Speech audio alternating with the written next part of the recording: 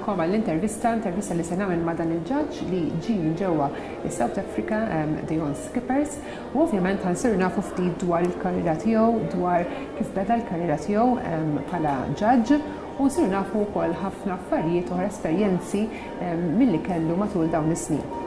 I welcome you on our show. Thanks for being here. Can you tell us about your experience as a judge? I came to Malta not knowing what to expect. Being an island, you'd expect the standard not to be as great, but I was pleasantly surprised. As everywhere we go in the world, you find that people love their animals, and it's no exception in Malta. The people are warm and they're outgoing and they are passionate about the animals, and it's really nice to see that there's so much care and loving and support going into that.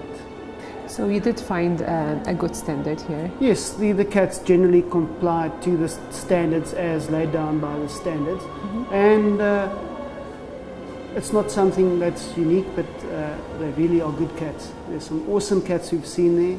And I think because Malta is so isolated, they don't always have access to the general products that the rest of the world has.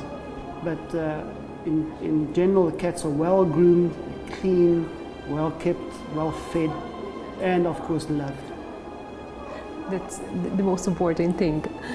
Can you tell us about your experiences as a judge, maybe in South Africa or in other countries that you have visited? Well, I've not judged a lot out of South Africa, but in South Africa I've judged with all the different organizations, WCF, CFSA and SAC. Those are the three big organizations in South Africa. And the shows are in general much larger, because I mean we've got the whole of South Africa, which is quite big, where our shows in general are on average between 200 and 250 cats on a show, which keeps you quite busy. And you apply different standards because different organizations have different ways of looking at the same breed. And but in general we find that South Africa competes very well with the world standards of the cats, and especially with the Persians. Some of our Persians are world standard. The Bengals are very good. So even though South Africa is at the bottom half of the continent, at the bottom tip, we still strive to maintain good standards, and the breeders do a lot of work. They import new bloodlines to keep in line with the rest of the world. I see. Which is the most favorite breed in South Africa at the moment? Well, as like in Malta, Persians are very sought after. But we do find that the short-haired exotics are very popular. And then we find the Cornish Rex, the Abyssinians, the Bengals are very popular. And yeah, so also we have a lot of Maine Coons and Norwegians in South Africa. And of course, what we've seen grow a lot lately is the Burmese. The Burmese have started, at one stage they were declining a lot, but at this stage they've made a comeback, and they are doing very well on our show benches. Okay. You did judge over here in Malta some Persians. What can you say, what can you tell us about the grooming? How was it? The grooming was in general very good. Or maybe you can suggest some tips so that... what I find is that you do find a bit of staining around the eyes, but that's due to a lack of access to proper products or cheaper, better products, because everybody wants to use like the white chalk around the eyes, and it's already brown and yellow and stained, and then you apply more of the product to the eyes, so it becomes all caked up, and you can't fix you the actually problem worsen the situation. Yes. So the best is to go back to the basics. And we use in South Africa, what I use myself is a very basic compound. I use boracic powder, 1 teaspoon with a cup of warm water, lukewarm water. You mix it, and you take a normal, these things the ladies use to clean around their eyes, the makeup removal, the patches, and you douse that in the water and you clean around the eyes. You can also apply the boracic powder like a paste leave it on there and comb it off. So it's not that expensive, but I hear the guys don't have access to that kind of powder. Even the pharmacies don't have it, which I find rather... And you have to do this every day? Twice a day. Twice a day then? You wake up, the first thing you do in the morning when you switch on your kettle for your cup of coffee. you boil your water, which you mix 50% warm water and cold water, and then you do your cat's eyes. Morning and night, twice. That's a routine. I've gotten so used to doing it. It's the normal. It's like combing your hair, brushing your teeth. Same with the Persians, and the same with the grooming. You know, people sit in front of the TV, and I don't know how much time spend in front of the TV watching programs. When you sit there, put the cat on your lap and just groom it. The cat loves the attention. It de-stresses you as well. So you can sit and comb it and clean it. Which type of breeds did you find at a very high standard here in Malta? In Malta, I must say I've seen some very nice British, some Bengal with some awesome glitter, and there were a few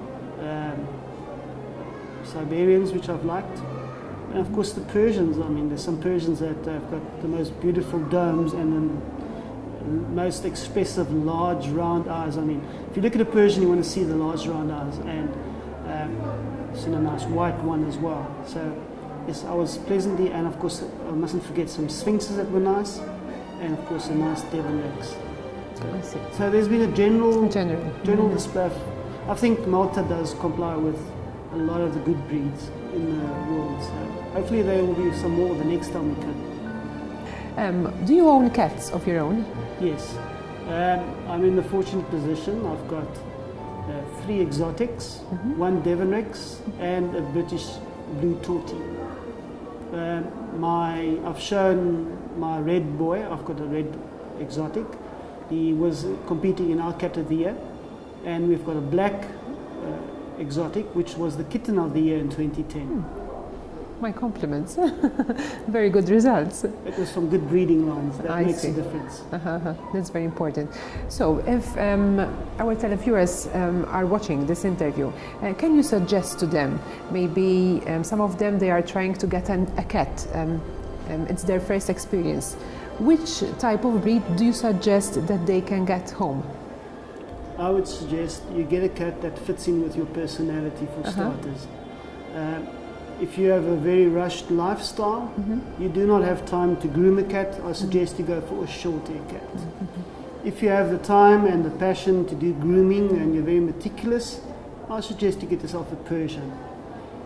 Like I said, in today's lifestyle, everybody's rushing around all the time. It's a lock-up and go lifestyle you have. So for myself, I've got a short-hair Persian, which is the exotic, which is as much work as the long-haired Persian, but it is not as intense with the grooming and cleaning. So I would suggest your lifestyle determines the type of cat you want. And the time you have to. Because like anything, if you get a pet, you've got to give it attention. And everybody, and I know some people, something that's winning on the show benches is something they've got to have.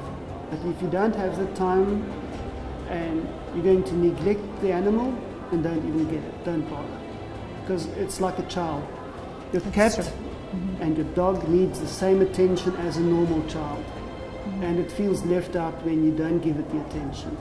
So the more attention you give it, and the more you play with it, and the more you care for it, the better socialized it is. Which is very important, because if people have a cat and it's fractious and it doesn't want to go to people, they don't want to touch it. So it's all the effort that you put into it that's important. A very good suggestion, I think. Thank you. And what are your future plans as a judge? Well, I plan to travel quite a bit if I get invited. In my organization, I'm the president of our organization, which ends next year. You have a 4-year term. Hopefully, if I might decide to stay on, which I'm not sure. I don't know what's planned for me, but you get invited by different organizations and people see you and people talk. So you actually market yourself as a judge wherever you go. And as a judge, you should not feel influenced by the exhibitors. You have to really apply the standard and be honest.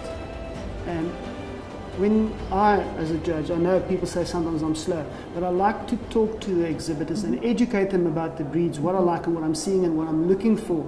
And by sharing the knowledge, the exhibitors feel more open to you and they want you back the next time. So wherever I go, people talk and say, you should invite that guy, he's great.